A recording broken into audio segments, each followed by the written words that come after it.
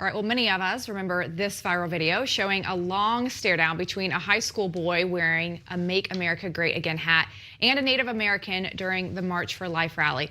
Just recently, the young man, Nick Sandmann, spoke at the RNC about how the media made him a villain overnight. What I thought was a strange encounter quickly developed into a major news story, complete with video footage.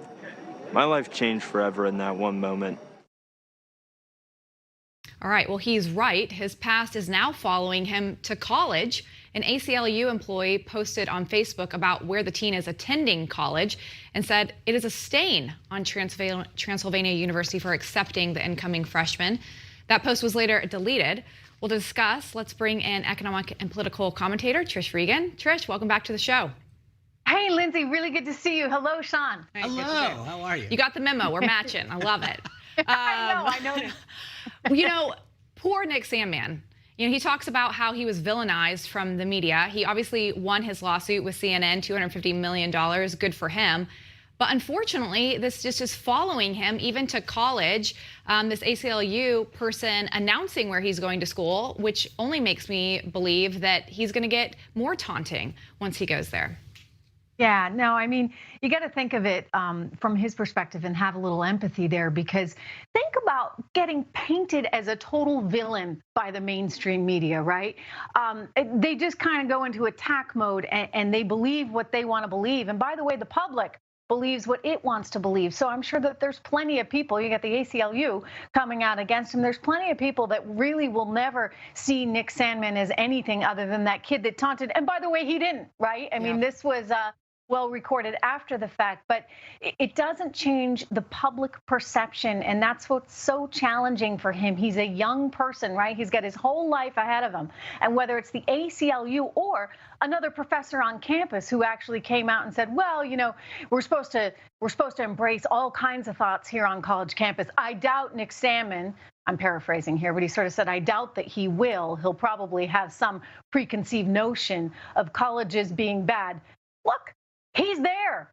Give him the benefit of the doubt, for goodness sake. But to your point, Trish, this is it would have been nice if CNN had. Right, this is the problem. First impressions are hard to undo, and when you get a story wrong as CNN did, and you deface this kid, make him seem like an enemy when in fact he was doing the right thing, you can't unring the bell. And now he's screwed because he did the right thing and he was made out to be a villain, and now there's undoing it. But speaking of CNN and lawsuits, Mike Lindell, the CEO of MyPillow, went on Anderson Cooper not too long ago to talk about one of the herbal supplements that he pushes that he thought could help COVID-19. Anderson went off on him in the interview, called him a snake oil salesman and a liar.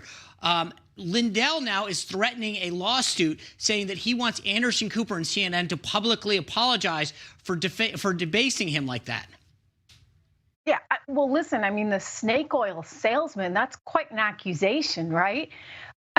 I mean, to a certain extent, it's like proceed at your own risk. You're going on Anderson Cooper on CNN, right?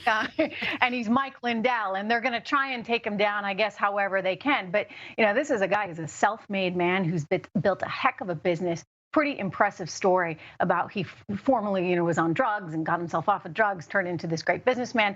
A lot for him to be proud of. As for the supplement, look, as I understand it, it's an herbal supplement. And what's perhaps treacherous about the herbal realm, right, is that they're not subjected to the same FDA approval process. Yeah. So, you know, it's almost a matter of subjectivity there in and of itself. But to call him a snake oil salesman, I mean, Sean, it was uncomfortable. I remember watching it, and it really seemed like, let's beat up on Mike. You've done thousands of interviews, right?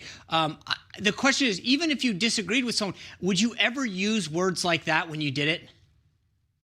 No, because you know what? I'm just not that kind of person. Right. And frankly, I didn't really think Anderson was. I wondered if there were some producers behind the scenes pulling some strings saying, hey, really go after him hard. I mean, it's really uncalled for. There's a certain amount of decorum that one should conduct oneself with, right? Especially during an interview. And to me, you know, you would have gotten more out of the guy if you hadn't just attacked like he did. It was really tough to watch. Yeah. Seemed like there was an agenda there for sure. Well, I want to switch gears a little bit, Trish. It feels like fall outside almost, at least where we're at, and Halloween is just around the corner. Get this, LA County has actually restricted trick-or-treating, saying that it's not allowed in LA County. This is an interesting one. I get it. I get the concern due to COVID. But when I think about, Sean and I were talking about this earlier and brought it up, it's like, okay, what else comes to your house? The mail, Amazon packages, lots of other packages. Do we restrict those things too because you have a human-to-human transaction? Is this going too far, or is this a good move? Is there a way to find a middle ground where you say leave the candy outside or something? But I mean, banning it out, just give me the candy. Is there a way? You know what? I'm going to have 3 very upset Musketeers if we don't have Halloween. Let me just say, like, that is a holiday that they look forward to all year long. I mean, I've got one little girl who every year goes as a police officer. She entertains some other ideas. Every year she's a police officer. Listen, they get excited about it. They like to pick out their costumes. They like to see their friends. They like to go around the neighborhood. I always love the holiday because I think it's a great opportunity to really get to know some of your neighbors out there. We can be smart about this, can't we? I mean, can't we find a more innovative way to do it rather than cancel the whole thing altogether? You're going to have a lot of little kids that are kind of disappointed. Well, that's the point. I think you're absolutely right. We can be smart about this. We're figuring out ways to do everything. So I think you can find a way to encourage people to do things in a safe and responsible way without canceling out everything. Yes, and by the way, speaking of that, I would just say, Sean, one of the things I'm most frustrated by is this whole idea that you can't go to the polls to vote on November 3rd because of the coronavirus threat. We are the world's largest economy. Can't we find a way to do this? You could have people voting outside. You could have glass that could spray it down after each person came and went. You could have heating lamps with tents. I mean, we could figure this out, right? Fauci, whether it's Halloween or voting. Yeah, and Dr. Fauci, who everybody has to listen to, has already said that. And yet the Democrats make it seem like you cannot possibly do it. I think you're absolutely right that we've done it before. We can be responsible when it comes to voting. This is silly, the way that they're handling this. And I hope that people realize that they should exercise their right to vote however they feel most comfortable. But voting in person, according to Dr. Fauci, is very safe if you follow the guidelines. Anyway, thank you for being here and weighing in on all that. Always a pleasure, guys. Thanks. All righty, still to come, Senator Kamala Harris is getting backlash for her conversation with the man who police shot in the back several times in Kenosha, Wisconsin. Up next, our company's going to weigh in on that.